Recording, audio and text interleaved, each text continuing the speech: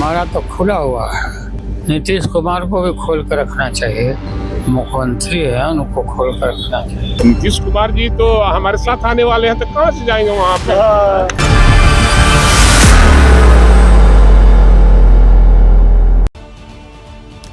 सत्ता का लाडला यानी नीतीश कुमार को सत्ता पसंद है और जिन्हें सत्ता चाहिए उन्हें ऑटोमेटिक तरीके से नीतीश कुमार पसंद आने लगते हैं। तभी तो कहा जाता है कि नीतीश चाहे फोन का जवाब ना दें, बुलाई गई बैठकों में शामिल ना हो, यहाँ तक कि बिना पीएम से मुलाकात किए दिल्ली से वापस वो लौट जाएं, लेकिन जब पीएम मोदी बिहार की धरती पर पहुंचते हैं तो सबके सामने कहते हैं कि नीतीश लाडले मुख्यमंत्री हैं। इस तरह की भूरी भूरी प्रशंसा के बावजूद आरजेडी नीतीश पर डोरे डालने से बाज नहीं आती और बार बार बताती है कि नीतीश के लिए उनके दरवाजे सदैव खुले हुए हैं, क्योंकि बिना नीतीश कुमार के सत्ता के सिंहासन तक पहुंचना मुमकिन नहीं है। और इसी की ताजा मिसाल है बिहार का मंत्रिमंडल विस्तार, जिसमें सीएम नीतीश की रजामंदी के बाद कैबिनेट में 7 नए मंत्री शामिल हो गए हैं और 7 के 7 मंत्री बीजेपी कोटे से हैं। तो चलिए आपको दिखाते हैं कि आखिर क्यों बिहार की राजनीति की धुरी हैं नीतीश कुमार।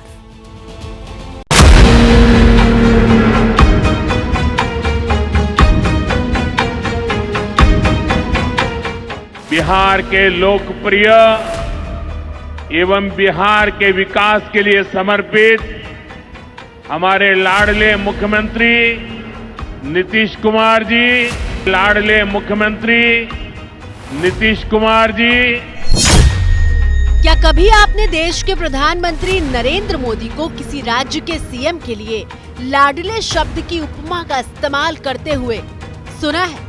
हमारे लाडले मुख्यमंत्री नीतीश कुमार जी। आखिर क्यों नीतीश के लिए बीजेपी खास तरह का व्यवहार रखती है? सबसे अनुभव वाले व्यक्ति नीतीश कुमार हैं और उनके नेतृत्व में बिहार ने प्रगति किया है। प्रधानमंत्री जी भी उनको लाडला मुख्यमंत्री कहते हैं। उनका बहुत प्रेम और स्नेह नीतीश कुमार जी से है, तो इसमें कोई शक की गुंजाइश ही नहीं है कि नीतीश कुमार जी के नेतृत्व में चुनाव लड़ेंगे और सरकार बनाएंगे।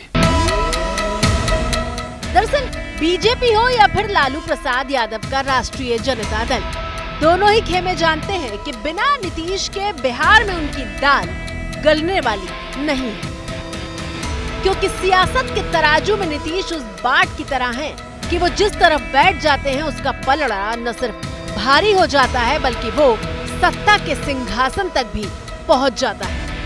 और आप जान लीजिए कि सब लोग आदरणीय प्रधानमंत्री जी के पक्ष में हैं और इसीलिए पूरे तौर पर देश का विकास होगा, अब बिहार भी आगे बढ़ेगा। और करीब 20 साल से बिहार के मुख्यमंत्री की कुर्सी पर बैठे नीतीश कुमार कई बार अपना वजन और अहमियत साबित करने के लिए पाला बदल कर भी दिखा चुके हैं।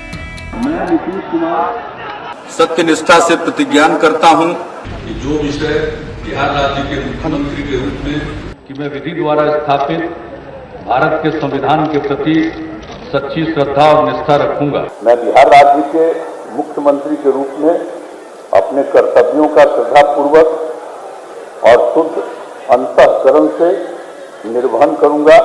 सभी प्रकार के लोगों के प्रति संविधान और विधि के अनुसार न्याय करूंगा।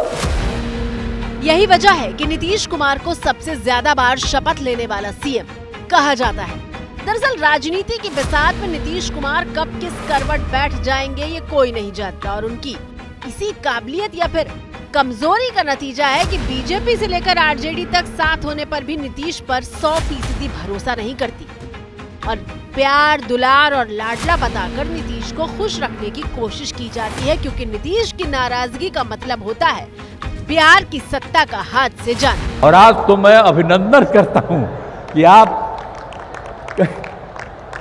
फिर पधारे हैं यहाँ, तो आज हम लोगों को बड़ी खुशी की बात है।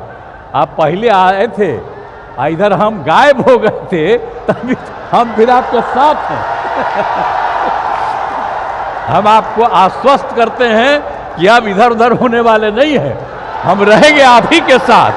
इसलिए जरा तेजी से यहाँ वाला काम सब हो जाए। ज्यादा पुरानी बात नहीं है, अभी 1-2 साल पहले तक नीतीश जान जाने तक बीजेपी के साथ नहीं आने की बात कर रहे थे हमको अलग हो गए। और आप जान लीजिए, जीवन भर हम किसी भी तरह से उन लोगों के साथ फिर नहीं जाएंगे। हम लोग सब जो पुराने समाजवादी हैं एक साथ रहेंगे। हम लोग तो सवाल ही नहीं पैदा होता है, मर जाना कबूल है, उनके साथ जाना हमको कभी कबूल नहीं है, यह अच्छी तरह जान।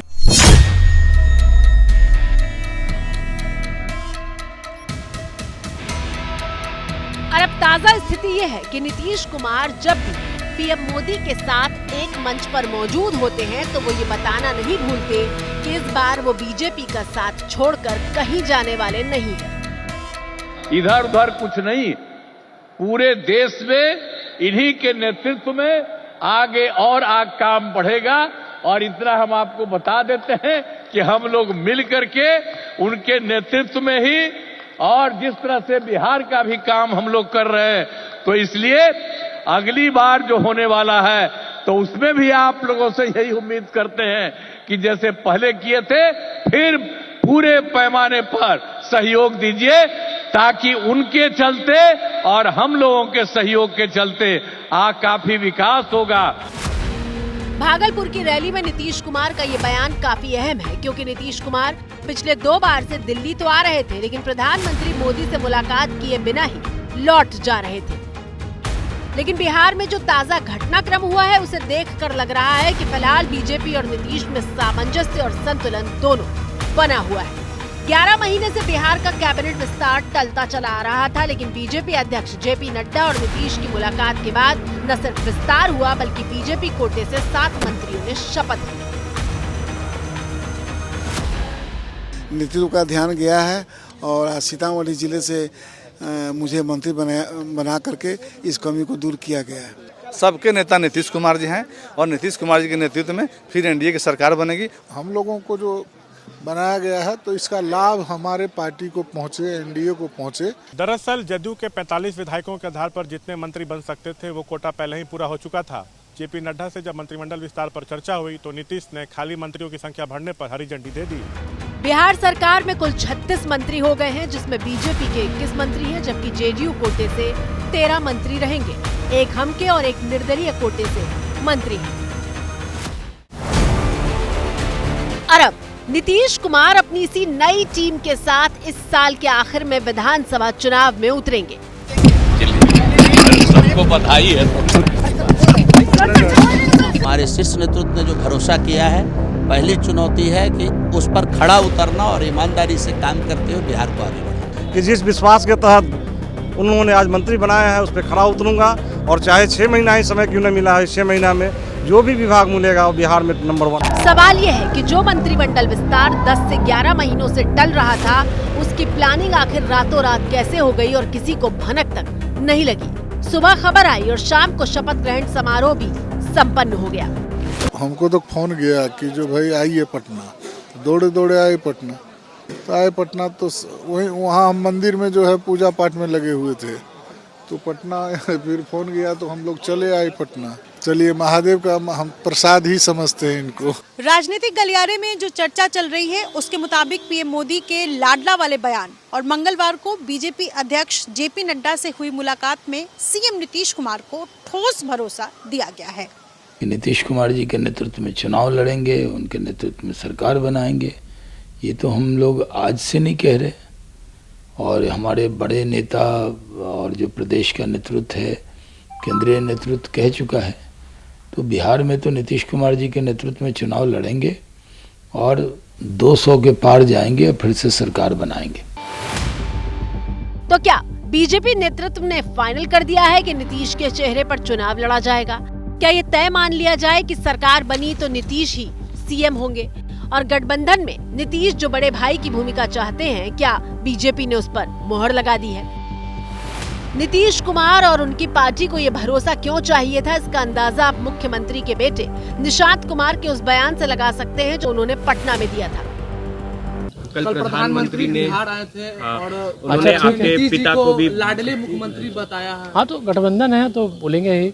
अच्छा है, राज्य के सारे युवाओं को, वृद्ध उम्र के हर तबके के लोगों को आह्वान करते हैं कि वोट करें। विकास किया है पिताजी ने, एनडीए भी घोषित करें और हमारे जेडीयू भी कार्यकर्ता सारे नेता सब मिलकर घोषित करें, एनडीए घोषित सीएम है और सीएम के उनके नेतृत्व में हमारी सरकार बने, फिर से विकास का क्रम जारी रखे।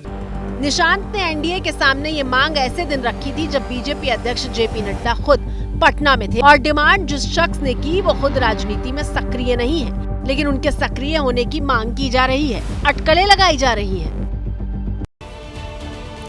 बिहार में विधानसभा चुनाव 8 महीने के बाद होने हैं, लेकिन बीजेपी अभी से एक्टिव हो गई है और इसीलिए बीजेपी को इलेक्शन मशीन कहा जाता है। लेकिन ये मशीनरी काम कैसे करती है वो आपको समझाते हैं। 8 महीने पहले से बीजेपी ने बिहार को जीतने के लिए बिसात बिछाने का काम शुरू कर दिया गया। पीएम मोदी ने भागलपुर की रैली से चुनावी बिगुल बजा दिया गया और उसके बाद बीजेपी अध्यक्ष जेपी नड्डा ने पटना पहुंचकर पार्टी नेताओं के साथ चुनाव के लिए उनको टास्क सौंपा और अब कैबिनेट विस्तार के बाद बीजेपी ने यह बता दिया है कि नीतीश के साथ उनकी केमिस्ट्री बिल्कुल सटीक चल रही है। 24 फरवरी को बिहार के भागलपुर से आई ये तस्वीरें बेहद खास हैं क्योंकि इसी साल बिहार में विधानसभा चुनाव है और 8 महीने पहले ही मोदी ने भागलपुर पहुंचकर चुनावी बिगुल बजा दिया है।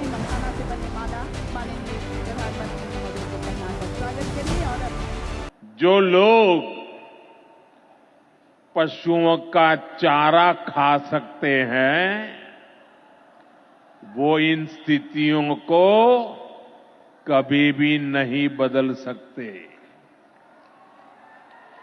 एनडीए सरकार ने इस स्थिति को बदला है। बीते वर्षों में हमने सैकड़ों आधुनिक किस्म के बीज किसानों को दिए। दिल्ली चुनाव के नतीजे आए अभी सिर्फ 15 दिन हुए थे और पार्टी ने अपना पूरा फोकस बिहार की तरफ शिफ्ट कर दिया। ये मोदी है, ये नीतीश जी है जो किसानों के हक का किसी को नहीं खाने देंगे। बिहार बीजेपी समेत पार्टी के अध्यक्ष जेपी नड्डा और पीएम मोदी ने अपने कार्यक्रमों से बता दिया कि पार्टी के लिए मिशन बिहार शुरू हो चुका है। अब बारी बिहार के मखाना की है। मखाना आज देश के शहरों में सुबह के नाश्ते का प्रमुख अंग हो चुका है। मैं भी 365 दिन में से 300 दिन तो ऐसे होंगे कि मैं मखाना जरूर खाता हूं। भागलपुर की इसी रैली में मोदी ने मंच से ही विरोधियों पर कुंभ को लेकर हमला बोला था।